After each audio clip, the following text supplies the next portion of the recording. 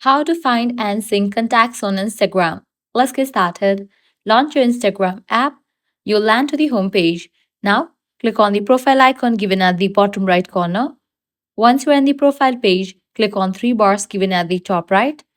You will be directed to Settings and Activity page. Now click on the option Account Center.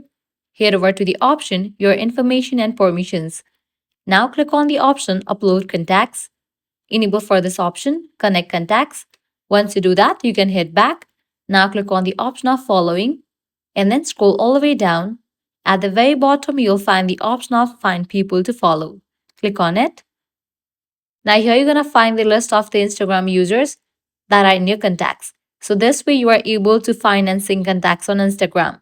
If this guide was helpful, don't forget to like, share and subscribe to our channel. Thanks for watching.